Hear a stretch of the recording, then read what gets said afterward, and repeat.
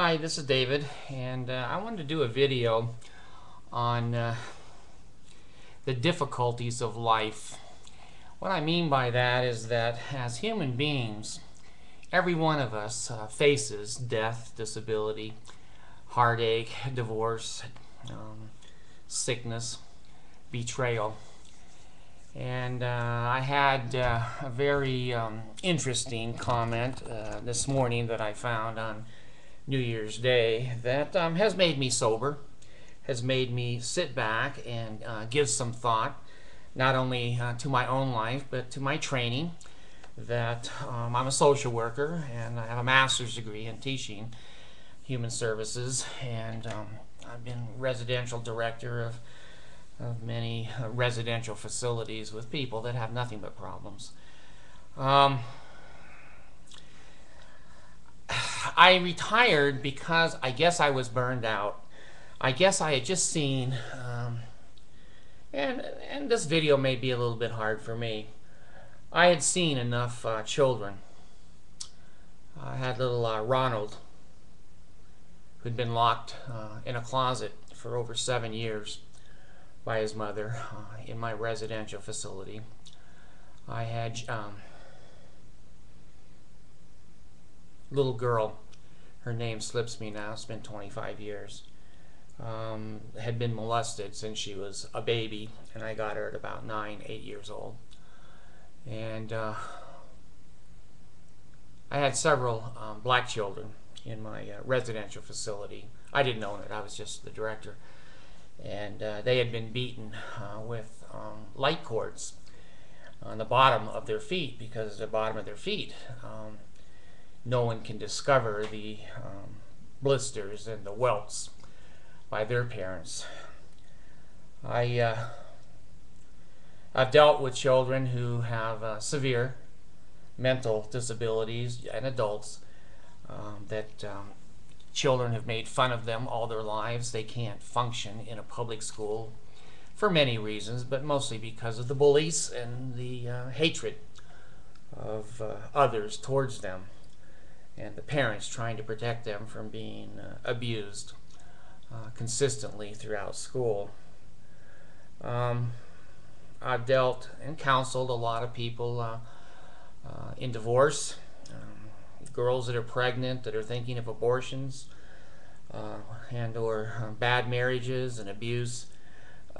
When you've been a counselor long enough, you've seen the whole thing. You've seen the gamut. The gender differences, and homosexuals and lesbians and gay people. And the reason that I'm sober today, and I was going to say because I'm not drinking, but I'm not going to be funny. I'm not funny anyway, so I'm going to skip that. I got an email and a comment from my video from a gentleman that he and I don't agree. I think he's LDS, and he and I do not agree on the things that I publish.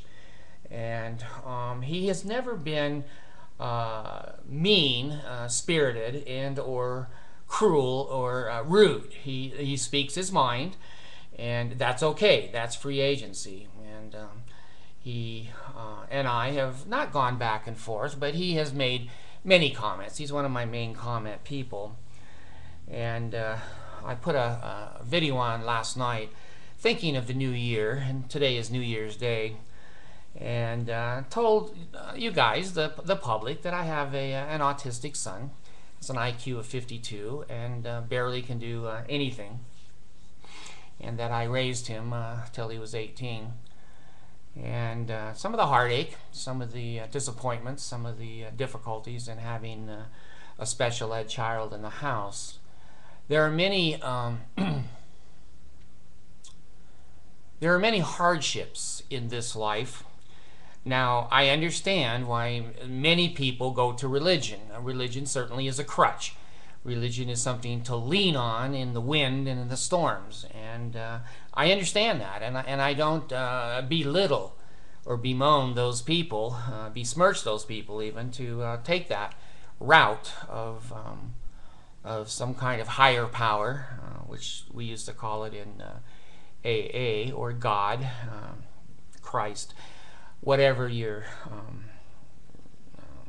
religious preference is. This gentleman and I had gone back and forth, and he has some intelligence. I'm surprised he's LDS, because he still seems to be very non-analytical when it comes to the LDS history. But in other areas of life, he's pretty good at statistics and math and other areas. And he confided in me this morning, and I don't think I'm breaking a confidence here, because you don't know who he is, and I'm not going to say who he is. But he wrote to me and said, I understand and appreciate your video, which he seldom appreciates them. And then he said, I've had a daughter who was born blind, and she's now 11 years old. And that nearly put me in tears. And I've been sitting in the living room for several minutes to think, should I publish? Should I just be quiet? Many times when there's nothing to say, the best thing is to say nothing.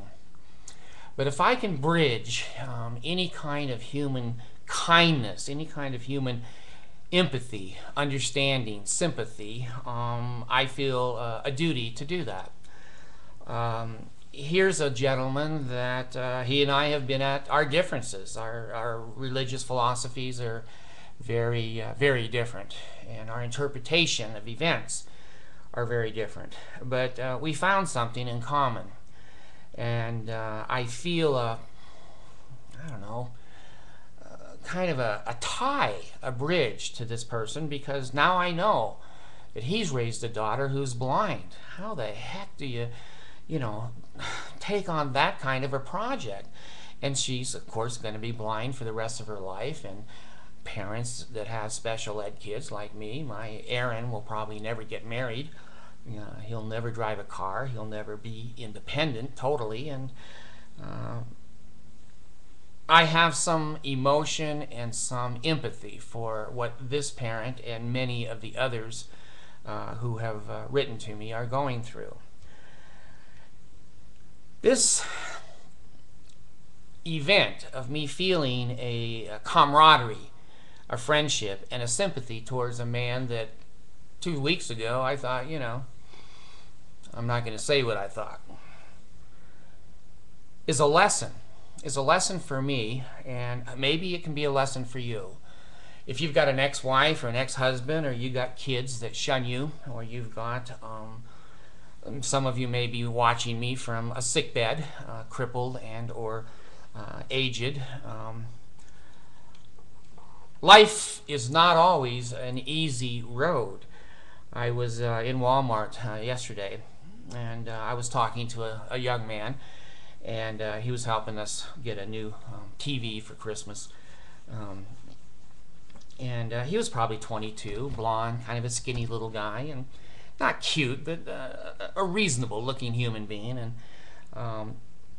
we were buying the TV from him, and I said, how's your holidays going? And he said, well, he said, pretty good. I had an MRI and found out everything was okay.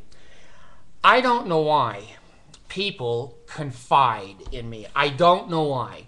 Maybe part of it is confidentiality. I never repeat something to somebody else that's been told to me in confidence. But there seems to be, I don't know, some kind of a signal I send out or something where people will tell me the most intimate things of their life. I've had people on the YouTube here talk about molestation when they were children. And I have a little, my girls have a friend who's a little Buddhist, and she just came from Malaysia to the United States, and we were sitting out on the patio with the kids and everything, and she and I were sitting on the patio by ourselves, and she said, well, I think I'm getting better. And of course, now being a counselor, I'm trained, but at the same time, I'm a human being. And she's 6th grade, she's 11. And I said, well, honey, what do you mean that you're getting better? She says, well, I'm feeling a little bit better about myself. And I said, well, is that your self-esteem and your ego? And she said, well, I think those are the right words. And I said, well, what made you feel bad? And she says, oh, my dad hates me. And I said, well, honey, how can a dad hate a little girl? You're so beautiful and talented. He says, well, I don't want to be around him. I hate him. And I said, well, honey, that sounds an awful lot like your mother talking. And, what makes you hate him? She says, because he wasn't married and I'm illegitimate child. Well, I wanted to fall off the patio furniture there because, again, people will say things to me. I don't know if it's for comfort or if it's for my edification. It does both of those things. And I just chatted with her a little bit as a counselor and told her father probably does love her. He just didn't want to be married to the mother, and tried to make her feel wanted. And when she's around our house, she's always, kind of hanging and going, hey, listen to me play the piano, watch this, I wrote this, and kind of looking for another father image. I had the gentleman in Walmart say that he had an MRI, and I said, well, gee, and I was just making conversation. I said, well, MRIs are usually indicators of head injury. He says, yeah. I said, well, did you get your head hurt? And he says, well, yeah, I got it hurt. And I said, well, how'd you hurt it? In the kitchen? He said, in the kitchen. And I said, really? I said, did your wife hit you with a frying pan? And he laughed. He had a wedding ring on. He was young, 22. No. I said, well, did you slip and fall on something? No. Were you climbing on the counters like a 2-year-old and fell off? No. Did you put your head in the dishwasher and let the thing go round and round and hit you? No. And so I told him, I said, I'm a person that doesn't have any natural curiosity. I could care less. If you put a present on the floor and said, David, this is the most expensive thing in the world, you'll love it, I dare you to open it. I go, no, I'm not going to open it. And I wouldn't. 1,000 years, I wouldn't open it. I'm not curious. Well, he hit my curiosity, and I told him, I said, I'm not usually a curious person, but I am curious. Do you mind telling me how you hurt your head? And he said, well, you don't want to know. Well, again, as a counselor, that is a testing sentence to say, can you really take anything that I say, no matter how gross it is or how serious it is or how obnoxious it is? Will you accept me? And of course, I'm trained that way, and it's my nature to start with. And I said, sure. How did you hurt your head? And he said, well, I fell down. I passed out. I said, oh my gosh. I said, do you have some kind of a tumor or something? He goes, no. He says, I took 120 sleeping pills. Now, I'm in Walmart. He's one of the cashiers in Walmart, and we're out in the open.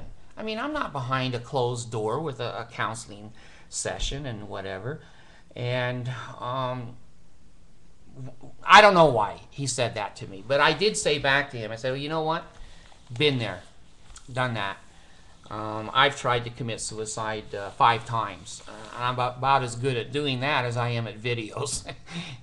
It didn't work, but I was in the hospital last time and overdosed on pills. And I told him, I said, a lot of us have been there. There's a lot of people you're looking at through this store that have been in similar circumstances, and I just want you to know that shit happens to all of us, and we do feel like maybe our world and our family would be better off without us, and that we don't want to face certain things, and we would rather be dead. No matter how scary death is, we'd still rather be dead. And I told him, I said, you always be proud of yourself, and you always be kind to yourself, and be understanding that people have problems.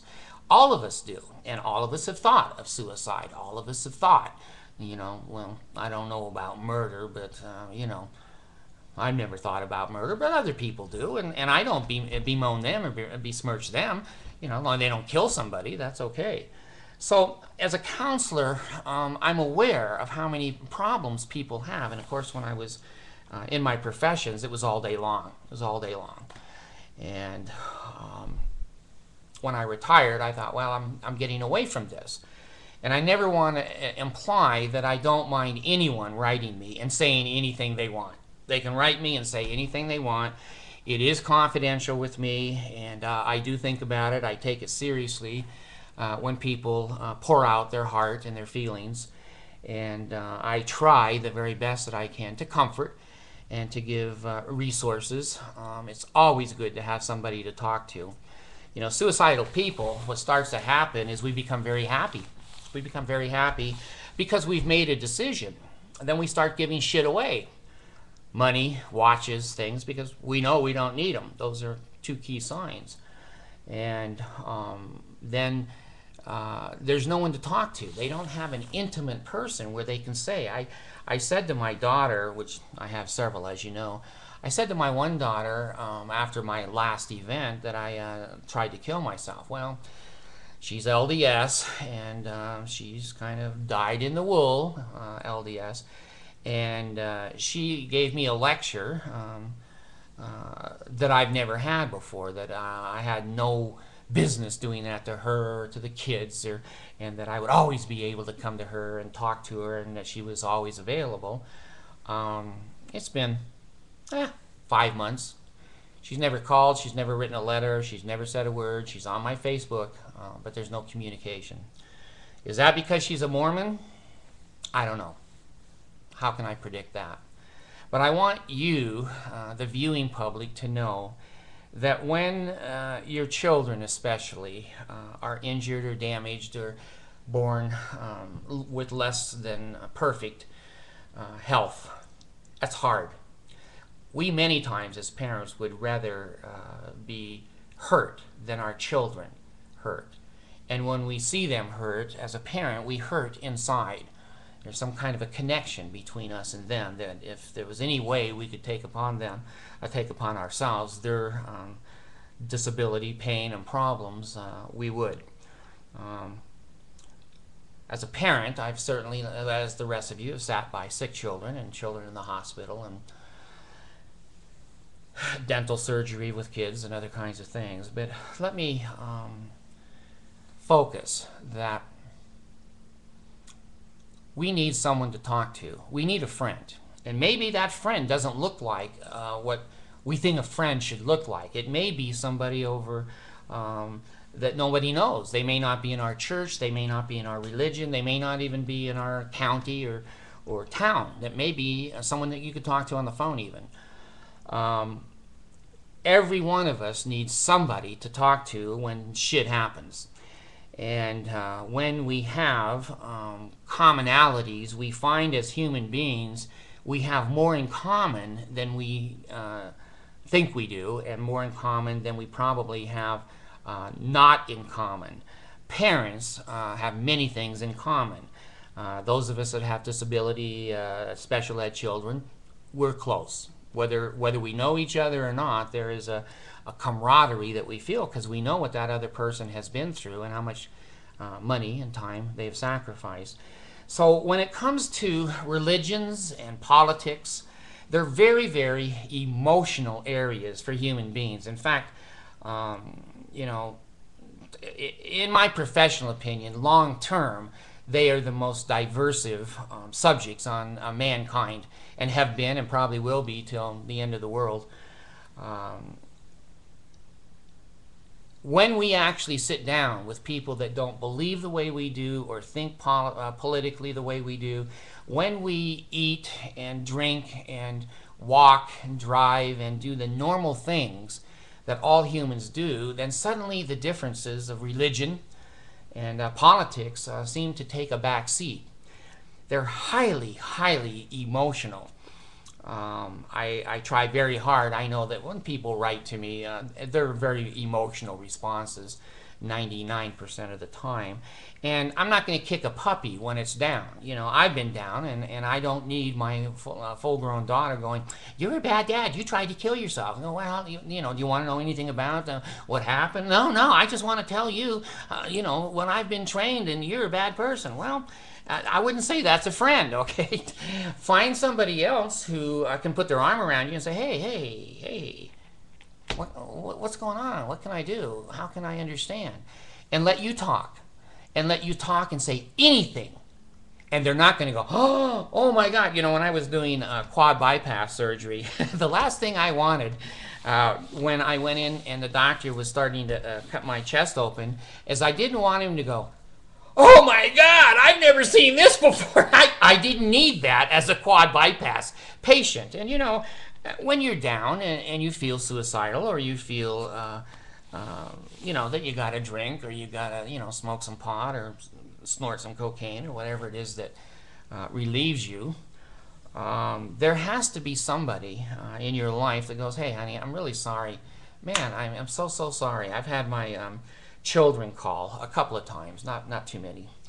But I've had one that, you know, was close to a divorce, and we talked it through, and one that was going to jail for spousal abuse, which didn't happen. He had a borderline wife that was reporting it. So there seems to be some bridges that we can build, and I guess I'm encouraging that in myself and in anyone that would be willing to listen to my video, that yeah, it's easy to hate. Yeah, it's easy to be prideful, and it's easy to go, I'm right and you're always wrong. It's easy to be crude and rude and sarcastic and mean. Meanness is kind of like man's first nature. But I'd like to have a New Year's Day, because I lived a year extra. Your Jesus kept me alive and gave me an excellent surgeon so I could make all of these videos.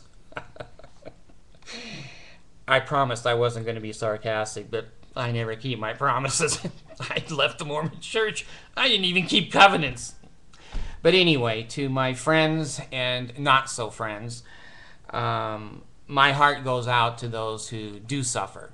And I, as a counselor, certainly have been there, done that, you know, and I've survived it. Am I thankful I survived it? In some ways. In some ways. This last one, I'm thankful I survived it, because I have, you know, things to live for. And now on proper medications, very smart doctor, and the doctor told me, you know, people who have open heart surgery become very suicidal in the next year or so. And he says, I'm sorry I didn't tell you. I said, well, that's malpractice. But anyway, those of you that need someone, find someone before you really need them. Someone that can listen to all your sexual problems, all of your financial problems, all of your gender problems, your suicide, your hurt, abusive mate problem, your children who don't respect you and you know, are wild and highly embarrassing. Whatever the problems you face, find somebody, and please, please don't make it a Mormon bishop. Don't make it a Mormon bishop.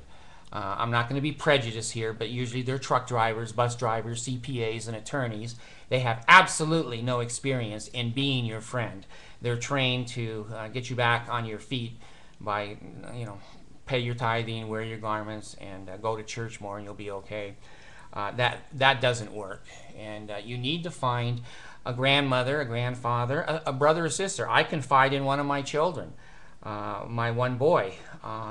You know, I'll call up and say, you know, I'm not feeling good today, and what's going on? Well, this, and then I get some advice and some new ideas and whatever, and I hang up and I feel better. So it doesn't matter the age. If you're 80 and you have a 17-year-old that that doesn't sound right. If you're elderly and you have a young person that is a helpmate and a friend to you, then confide in them. Age has nothing to do with it, and most of the time, gender has nothing to do with it. Try to work your own problems through your own mouth, walking and thinking the new things that you want to think and walk, and making your life worthwhile. And boy, if you can find one person that believes in you, you're a lucky person. Most people, it's been determined, only have 3 real friends. All of us think, oh, everybody else has 20, 50 million friends. I look on Facebook and they got 290 friends. I don't even think I've been around 290 people in the last year. Find someone to talk to. Find someone to work it out with a little bit. Find the proper medications. Boy, I'm telling you, sometimes there are places for medications. Now, if you live your whole life on medications, well, I have to because I'm bipolar. And that psychotropic drug has to be there every day, or, you know, I start to be sarcastic and thinking of making a whole bunch of videos and being critical. See, if I take the meds, this is the good David. You've never seen the bad. This is the $700 a month David with meds. No wonder I'm divorced 5 times. They had to live before I found all those right meds, but I have today. And so please have a good new year. If you're unemployed and you're having financial problems, boy, there's a lot of people like that, and my heart goes out to them. I wish as a counselor there was a magic thing I could say. Every counselor wants to think that they might be able to give advice and the person goes, oh, you're God, you've helped me. Well, real counseling is to direct you into the resources of other humans that will understand you. That's what you need. It could be a counselor. It could be a counselor. It could be a grandma. It could be a child. It could be anybody. So when upon life's billows you are tempest tossed, count your many blessings. Not all is lost. Anyway, let's try to respect each other. Let's try to realize that we have more in common than we do not in common. And let's try to be patient, understanding. I have I have one gentleman that you know is a wonderful guy. He's in Brazil, and he just came out of the LDS church, and he's kind of going through that anger phase, and there is kind of like a death grieving process when you leave the Mormon church, and he'll see somebody make a negative comment, and he's going to defend me, and I appreciate that. He's cute as could be. He's just as sweet a person as you'll ever meet, and he hammers back the Mormons, and I wrote to him and I said, you know, be kind. These are puppy dogs. Don't kick them when they're down. Be bigger than they are and be kinder than they are. And he's still struggling a little bit with that, but I admire that, and I recognize the process because I was very angry at first too, and I used recoverymormonism.com. It's a wonderful website that people coming out of the Mormon church use, and I used it for 5 years. So please, let's look at the things that bind us together. Gosh, I should be running for president. Maybe I could beat Romney with a stick. Anyway, let's look at the things that bind us together. Let's look for a world of more kindness, more peace, and more understanding. And you parents and individuals who are dealing with the divorces and unemployment and disability in children, disability in yourself. When I had quad bypass, all I could do was lay in a chair when I got home. And my little 8-year-old ran everything, ran the urinals, ran all the food, ran all of the medications and the insulin shots. She's been doing that ever since. So one person can make a difference, and it doesn't matter what their age is. It doesn't matter what their gender is. Find somebody, share yourself with somebody, and then try to give. You know, I have found, even as an atheist, that giving brings more to you. If you want more happiness, if you want more love, understanding, empathy, success, give. I don't care if it's a video. I don't care if it's going over to Meals on Wheels. I don't care if it's standing on a corner and helping someone get on the bus. When we give, we get. So again, very happy New Year, 2012. And I want to get my money's worth. I told the surgeon, how long will I live? He says, there's no guarantees. And I said, well, if I don't make it a year, I want my money back. Thanks.